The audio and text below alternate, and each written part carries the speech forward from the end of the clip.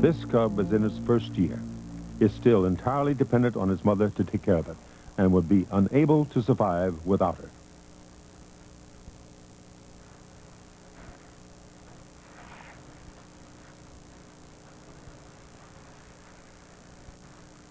Although Hudson Bay's coastline is a far from typical setting for polar bears, it appears to suit them remarkably well.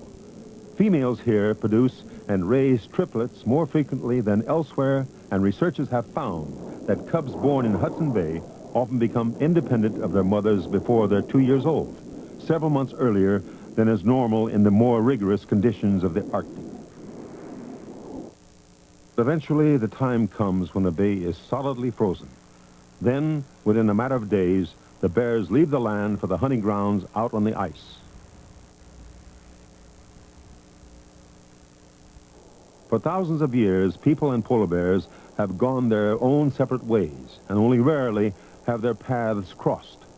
But when you're talking about human beings, change is the rule. New discoveries are made, new enterprises launched, and the separation of man and bear no longer holds true. The most recent meeting place involves oil. Petroleum exploration and development is firmly established in the Arctic. Prudhoe Bay, an oil field on the northern coast of Alaska, is an example.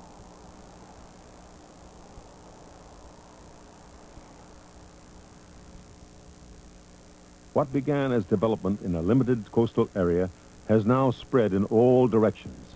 Access roads and connecting pipelines feed the main Alaska pipeline, through which oil from Prudhoe Bay is fed almost 1,000 miles to Alaska's southern coast.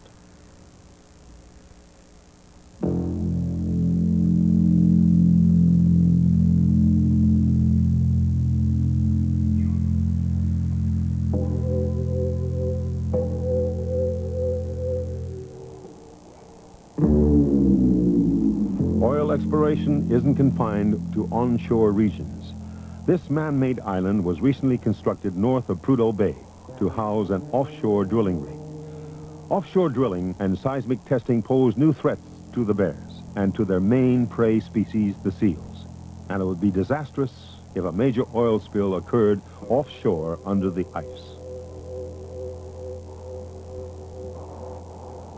Wildlife authorities in Alaska are aware of these problems, so it's important that scientists quickly gain a better understanding of how the bears could be affected. This necessitates studying not only the bears themselves, but animals like seals on which they prey. For the polar bear, at the top of the food chain is only one in a long line of creatures which would suffer from environmental changes that adverse development and pollution of the Arctic could cause.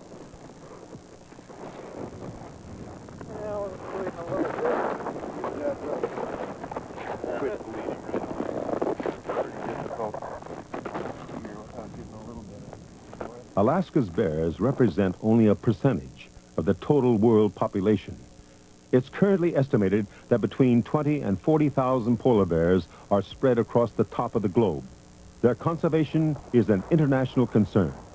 Early this century, the number of bears declined rapidly as a result of hunting.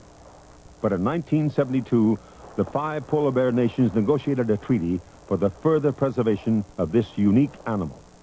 It was aimed at curbing excessive hunting, protecting bears and their habitat, and coordinating research efforts. We've seen something of how the United States and Norway are currently studying bears. Canada, the Soviet Union, and Denmark have their own research programs too.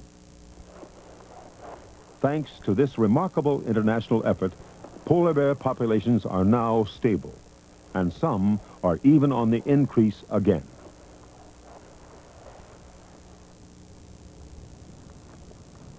Does the world really need all these polar bears?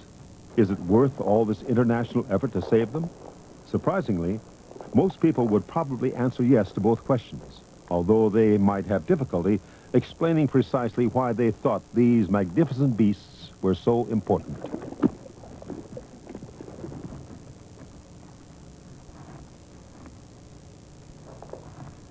Polar bears are a natural phenomenon of such profound significance that their value cannot be expressed easily in words. Their meaning lies at a deeper level of our understanding of things.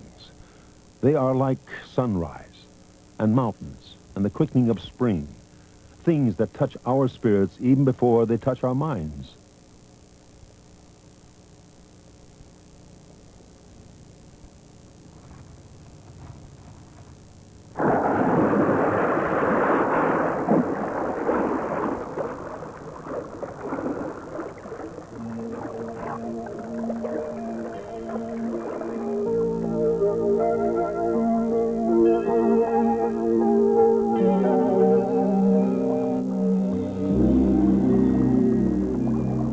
In our world of ever higher technology, of ever-increasing levels of pollution and overcrowding, the polar bear reminds us that somewhere far away there's another, older, more primitive world, a world we once came from, a world we need in ways we don't even understand.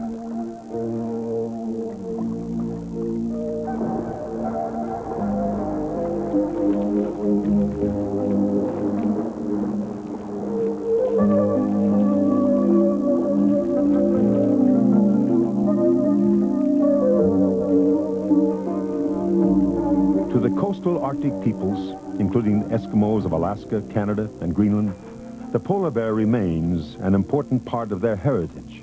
For the rest of us, the wandering, questing nature of this great animal serves as a talisman, a reminder of some of the things we may have lost in our journey from a simpler world.